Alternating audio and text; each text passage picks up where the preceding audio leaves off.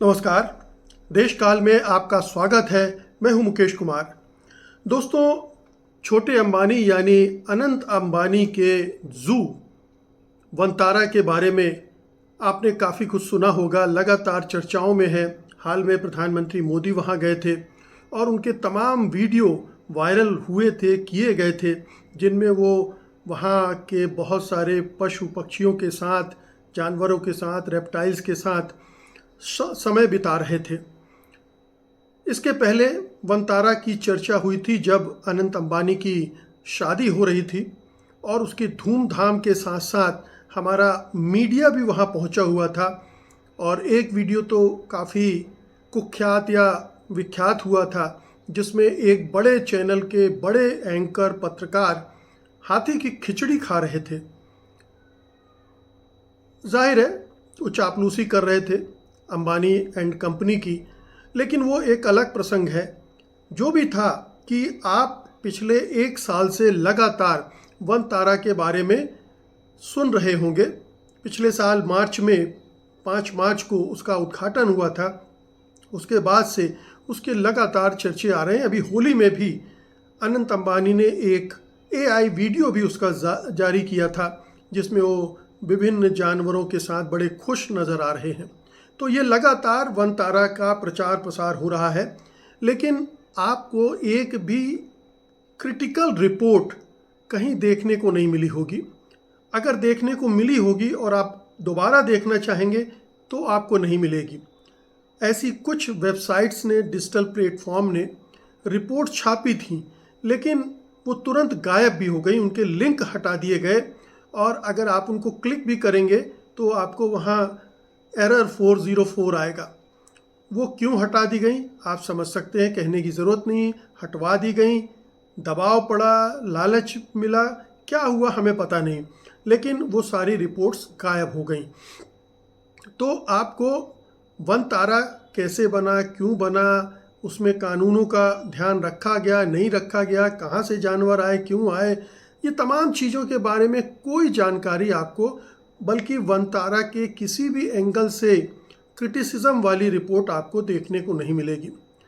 लेकिन मज़े की बात यह है कि 2 विदेशी पोर्टल के ज़रिए जो उन्होंने पब्लिश की रिपोर्ट्स, वो घूमते फिरते हम लोगों तक पहुंच रही हैं, मीडिया के हाथों में पहुंच रही हैं। एक रिपोर्ट जर्मनी से आई है और एक वेनेजुएला से आई है। 2 अलग अलग देशों से आई है और उसमें ये जो वनतारा है, इसको लेकर तमाम सवाल खड़े किए गए हैं, पूछे गए हैं। वो वाजिब सवाल जो पूछे जाने चाहिए, भारतीय मीडिया को भी पूछना चाहिए, भारत सरकार को भी पूछना चाहिए, और जो भी वन्य जीवन से ताल्लुक़ रखते हैं, चाहे वो वाइल्ड लाइफ एक्सपर्ट हों, चाहे एक्टिविस्ट हों, चाहे उस कानून का इन्फोर्समेंट करने वाली एजेंसियां हों, उन सबको इस पर सवाल किए जाने चाहिए, जांच पड़ताल की जानी चाहिए कि आखिरकार वनतारा है क्या, हो क्या रहा है।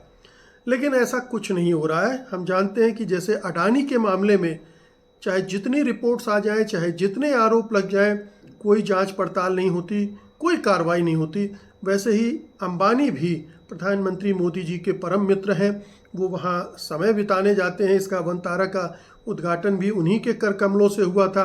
तो उनके रिश्ते अंबानी के साथ ऐसे हैं कि शायद कोई भी एजेंसी हिम्मत नहीं करती होगी, मीडिया संस्थान भी बचते होंगे, और इसीलिए हमें कहीं रिपोर्ट नहीं दिखती। तो जो 2 रिपोर्ट आई हैं जर्मनी और वेनेजुएला से, वो बड़ी दिलचस्प हैं।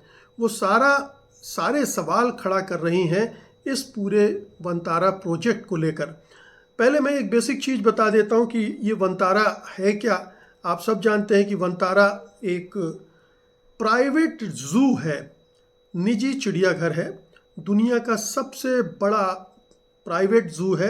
ये 3000 एकड़ में फैला हुआ है और यहाँ तकरीबन 4000 जानवर रखे गए हैं दुनिया भर से लाके। कम से कम 200 तो हाथी ही वहाँ रखे गए हैं। 181 के आसपास बताते हैं कि चीते, शेर इस प्रजाति के हैं। बाकी ज़ेब्रा है, टर्टल है, और भी तमाम तरह की पशु भी हैं, पक्षी भी हैं, रेप्टाइल्स भी हैं, ये तमाम जानवर वहाँ इकट्ठे किए गए हैं। और इसीलिए अब इससे रिलेटेड जो कुछ सवाल उठ रहे हैं, मैं एक एक करके उन पर आना चाहूँगा। पहली बात तो ये है कि आखिरकार इस ज़ू को किस आधार पर मंजूरी दी गई। आधार मैं इसलिए पूछ रहा हूँ क्योंकि ये ज़ू जहाँ बनाया गया है वहाँ पर रिलायंस की रिफाइनरी है। आपने नाम सुना होगा कि जामनगर में रिलायंस की सबसे बड़ी रिफाइनरी है और वहाँ उसी के आसपास का जो क्षेत्र है 3000 एकड़ का, जो अंबानी को इसलिए दिया गया था कि वो वहाँ पर प्लांटेशन करेंगे, क्योंकि रिफाइनरी की वजह से जो पॉल्यूशन फैलने वाला है वो उसको एब्जॉर्व कर सके। लेकिन मुकेश अंबानी ने उसको पूरा एक ज़ू में कन्वर्ट कर दिया। तो पहला सवाल तो ये उठ रहा है कि पर्यावरण के लिहाज से आपने एक गलत काम किया है। एक तो ये कि वहाँ केवल जंगल होने चाहिए थे, आपने वहाँ एक प्राइवेट ज़ू बना लिया है और उस ज़ू में जो तमाम जानवर लाए जा रहे हैं उनकी सेहत पर जो रिफाइनरी से धुआं और प्रदूषण होगा उसका उन पर क्या असर पड़ेगा। तो पहला सवाल तो इसी से कि जहाँ पर ये ज़ू बनाया गया है वही जगह सही नहीं है जानवरों के रहने के लिहाज से। पहला सवाल ये है। तो इसको मंजूरी किसने दी, क्यों दी, क्या ये मंजूरी गलत थी, क्या इसको चैलेंज किया जाना चाहिए, या गुजरात सरकार और केंद्र सरकार ने आंखें बंद कर ली और दे दी। दूसरा सवाल कि ये जो ज़ू बनाया गया है क्या अंबानी ने अपनी CSR यानी कारपोरेट सोशल रिस्पॉन्सिबिलिटी के तहत जो उन्हें खर्च करना था उसको अपने ही मामले में खर्च करके शो कर रहे हैं कि देखिए हमारी जिम्मेदारी थी, हमने ज़ू बना लिया। वो ज़ू भी हमारा प्राइवेट है, हम ही उसी पर खर्च कर रहे हैं, हम ही उसका इस्तेमाल कर रहे हैं और हम ही उसका पब्लिक रिलेशन और अपनी जो कारपोरेट छवि है उसको चमकाने के लिए उपयोग में ला रहे हैं। रिश्ते बना रहे हैं, प्रधानमंत्री आ रहे हैं, तमाम सेलिब्रिटी को बुलाया, शादी में पूरी इंडस्ट्री दुनिया भर के लोग सेलिब्रिटी वहाँ बुलाए गए, उनको वंतारा दिखाया गया। तो एक पूरे ग्रुप का प्रचार, उसकी छवि निर्माण, क्योंकि अंबानी की कंपनियों पर यह भी आरोप लगे कि एक्सप्लोरेशन के दौरान उन्होंने बहुत नुकसान पहुंचाया है पर्यावरण को, तो उसको छिपाने के लिए, मुलम्मा लगाने के लिए क्या ये वंतारा गढ़ा गया है। ये ठीक है कि छोटे अंबानी का शौक़ होगा, उसको भी पूरा करने के लिए किया गया होगा, लेकिन इतना बड़ा प्रोजेक्ट जो है वो केवल इसी के लिए हो जाए इसमें संदेह लगता है। इसलिए ये सारी चीज़ें भी उसके साथ जुड़ी हुई होंगी। ये लोग मान कर चल रहे हैं कि कोई भी बनिया जो है वो अपना एक भी पैसा खर्च करता है तो ये सोच कर खर्च करता है कि इससे वापस मुझे क्या मिलेगा। तो ठीक है कि वंतारा के ज़रिए उन्हें सीधे कैश प्राप्त नहीं होगा, लेकिन वो जो पब्लिक रिलेशन एक्सरसाइज में पैसे खर्च किए जाते हैं, एडवर्टाइजिंग में खर्च किए जाते हैं, उसकी काफ़ी हद तक भरपाई इससे के ज़रिए हो जाएगी, तो वहाँ से वो कमाई हो जाएगी, ये मानकर चला जाता है। तो एक तो अपनी छवि चमकाने का खेल ये हो सकता है। दूसरा जो सवाल उठ रहा है, बल्कि तीसरा सवाल ये है कि यहाँ जो जानवर लाए जा रहे हैं इसको नाम दिया गया है रेस्क्यू एंड रिहैबिलिटेशन सेंटर, यानी बचाव और उनके पुनर्वास का, जानवरों के पुनर्वास का ये एक सेंटर है। लेकिन क्या जितने जानवर वहाँ लाए जा रहे हैं, क्या वो सचमुच में किसी तरह से घायल थे, उनके स्वास्थ्य संबंधी कोई शिकायत थी इसलिए वहाँ लाए गए हैं, या ज़ू की शोभा बढ़ाने के लिए लाए गए हैं। असम से 200 के आसपास हाथी लाए गए हैं, उनके पर्यावरण से उनको विस्थापित करके। ये भी एक महत्वपूर्ण पर्यावरण से संबंधित सवाल है कि इतने सारे जानवरों को उनके पर्यावरण से हटाकर और यहाँ ला के रखना ये कितना उचित है उनके लिहाज से, उनको उनके परिवेश से काट कर। दूसरा सवाल, अगर ये रेस्क्यू और रिहैबिलिटेशन सेंटर है तो रेस्क्यू यानी उनको बचा कर लाए, आपने उनका इलाज किया, ठीक किया, उसके बाद क्या आपकी जिम्मेदारी नहीं बनती कि उनको उनके हैबिटाट में जहां वो रह रहे थे आप वापस भेज दें? क्योंकि उससे बेहतर तो उनके लिए कोई पुनर्वास की जगह हो नहीं सकती है। लेकिन आप ला रहे हो और जोड़ते चले जा रहे हो, इकट्ठा करते जा रहे हो, जैसे आपका ये पर्सनल जानवरों का कलेक्शन हो, जिसे आप शो करते रहते हैं कि देखिए हमारे पास इतना बड़ा जू है, इस तरह के जानवर। फिर एक अगला सवाल खड़ा होता है कि ये जानवर जो लाए जा रहे हैं वो किस तरह से लाए जा रहे हैं, क्या वो कानून सम्मत हैं? और हो सकता है कि आपने कानूनी अड़चनों को दूर कर लिया हो लेकिन वैसे अवैध हो। मतलब ये भी सवाल है कि ये कहीं ऐसे अंतर्राष्ट्रीय बाजार से अवैध तो तरीके से तो नहीं लाए जा रहे हैं, क्योंकि जानवरों का एक अंतर्राष्ट्रीय बहुत बड़ा बाजार अवैध जानवरों का भी है और बड़ा व्यापार चलता है, और उसमें से ये खरीद कर लाए जा रहे हैं क्या? इसकी कोई जांच, कोई पड़ताल, कोई तस्दीक करेगा? या अंबानी को सारी छूटें दी गई हैं? वेनेजुएला से एक पूरी फहरिस्त है, करीब 2000 जो सूची प्रकाशित की है वहाँ की वेबसाइट ने, उसमें बताया है कि 1825 जिंदा जानवर 62 स्पीसीज के, 62 प्रजातियों के लाए गए बोइंग 767 विमान से, जो कि Polish cargo airline sky taxi है, उससे लाए गए थे। ये बात है 18 मई 2024 की। वह उस समय वहाँ से लाए गए थे और इन जानवरों में हर तरह के जानवर थे, लेकिन ऐसे भी जानवर थे जो एक्सटिंक्ट हो रहे हैं, जो विलुप्त हो रहे हैं, जिनको बचाया जाना चाहिए। और ये ध्यान नहीं दिया गया क्योंकि इन्हें अपना जू सजाना था और इसके लिए उन्होंने कानूनों का उल्लंघन किया हो, या जिन देशों से वो लाए हों वहाँ पर उन्होंने किसी तरह से जोड़ तोड़ करके, सेटिंग करके अपना मामला सेट कर लिया हो और उठाकर ले आए हों। तो ये एक बड़ी चिंता का विषय है कि ये जानवर आए क्या, किस हालत में है, कहाँ से लाए गए, किस तरह से लाए गए, वैध तरीके से लाया गया या अवैध तरीके से लाए गए।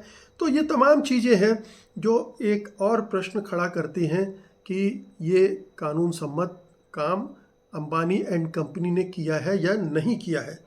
ये बहुत बड़ा प्रश्न है। वैध अवैध का, जानवरों के रखरखाव का एक अलग प्रश्न है कि ठीक है आपके पास पैसे हैं, करीब 3000 लोग आपने वहाँ डिप्यूट कर रखे हैं जानवरों के रखरखाव के लिए, लेकिन क्या अवैध तरीके से लाकर आप ये काम कर सकते हैं?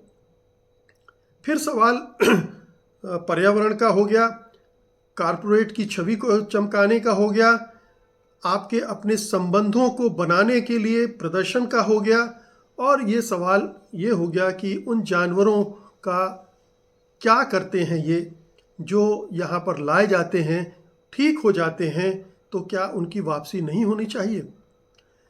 देखिए, प्रश्न तो और भी खड़े किए जा रहे हैं। प्रश्न जैसे एक बड़ा ये प्रश्न खड़ा किया जा रहा है कि कहीं इन जानवरों के साथ कोई परीक्षण वगैरह तो नहीं हो रहे वहाँ, उसे प्रयोगशाला के तौर पर तो दबे छुपे ढंग से इस्तेमाल नहीं किया जा रहा है। ये संदेह खड़े हो रहे हैं, और इनकी ये संदेह दूर तभी हो सकते हैं जब कोई प्रॉपर जांच हो। और ये भी जान लीजिए कि जानवरों पर परीक्षण के ज़रिए भविष्य में बहुत सारा अकूत धन भी कमाया जा सकता है। बहुत सारी चीज़ें ऐसी हो सकती हैं जो जानवरों के मार्फत किया जा सकता है। तो एक बड़ा जो संदेह का घेरा है कि इन जानवरों का इस्तेमाल गलत तरीके के कामों के लिए तो नहीं किया जा रहा है। कुछ लोग तो कह रहे हैं कि जानवरों के अंगों के व्यापार का भी मामला हो सकता है, लेकिन ये बहुत ही फार फेचेड है, इस तक नहीं जाना चाहिए, क्योंकि मुकेश अंबानी के पास पैसा बहुत है और जानवरों के अंगों का व्यापार करके वो कोई बहुत और अमीर उस तरह से नहीं बन सकते जिस तरह से दूसरे प्रोजेक्ट्स के ज़रिए बन सकते हैं। लेकिन सवाल तो यही है कि उनके ये जो प्रश्न उठ रहे हैं पर्यावरण संबंधी, प्रदूषण संबंधी और जानवरों के रखरखाव संबंधी, जानवर कहाँ से आए जा रहे हैं, किस हाल में लाए जा रहे हैं, ये सारे सवालों के जवाब कौन देगा? क्या इसकी कोई जांच की जाएगी या नहीं की जाएगी, या तब की जाएगी जब कोई दूसरी सरकार आएगी? लेकिन दूसरी सरकार भी आएगी तो अंबानी इतने ताकतवर हैं कि वो सरकार भी उनके खिलाफ जाएगी, इसमें बहुत बड़ा संदेह है। तो एक प्राइवेट ज़ू, दुनिया का सबसे बड़ा प्राइवेट ज़ू हमारे देश में है, और उसको लेकर इतने बड़े सवाल उठ रहे हैं जिनके जवाब कोई नहीं दे रहा। और अगर कोई रिपोर्ट छपती है तो उसे दबा दिया जाता है, उसे हटवा दिया जाता है। ये हम लगातार देख रहे हैं। तो बहुत चिंता की बात है। इस वन तारा को अनंत अंबानी के केवल खिलौने के तौर पर नहीं देखा जाना चाहिए, क्योंकि ये पूरे पर्यावरण के साथ खिलवाड़ है। अगर असम से 200 हाथी ले आए जाते हैं तो ये उन हाथियों के साथ भी खिलवाड़ है और वहाँ के पर्यावरण के साथ भी खिलवाड़ है। फिर बहुत सारे जानवर ऐसे हैं जो जिस तरह का वहाँ पर आबो हवा है, कोस्टल रीजन है, वहाँ पर क्या इस तरह के जानवर लंबे समय तक रह सकते हैं? ये उनके जीवन पद्धति के उलट तो नहीं है? जैसे ज़ेब्रा वगैरह, ये अलग परिस्थिति के जानवर हैं, उनको लाकर वहाँ क्यों रखा जा रहा है? क्या वो उनके अनुकूल है? ये भी एक बड़ा सवाल है जिस पर सबको गौर करना चाहिए। तो कुल मिलाकर ये कि वन तारा को आप केवल छोटे अंबानी का खिलौना मत मानिए, ये बहुत बड़ी चिंता का सबब भी है, और इस पर सवाल भी उठने चाहिए, इसकी जांच की मांग भी की जानी चाहिए, इसके खिलाफ अभियान भी चलाया जाना चाहिए, सरकार पर दबाव बनाना चाहिए कि वो कुछ साफ साफ ढंग से बताए कि इस ज़ू की मंजूरी किन हालात में दी गई, क्यों दी गई, यहाँ आने वाले जानवर कहाँ से आ रहे हैं, क्या वो वैध तरीके से लाए जा रहे हैं या अवैध तरीके से लाए जा रहे हैं, वो जानवर सचमुच में बुरी स्थिति में थे और उनको यहाँ पर ठीक किया जा रहा है और उनको रेस्क्यू करके उनका रिहैबिलिटेशन सही ढंग से हो रहा है या नहीं हो रहा है, ये सारा सब सुनिश्चित किया जाना चाहिए, और इस जू का कोई गलत इस्तेमाल न हो, ये भी सुनिश्चित किया जाना चाहिए। बहुत बहुत शुक्रिया आपका, धन्यवाद, नमस्कार।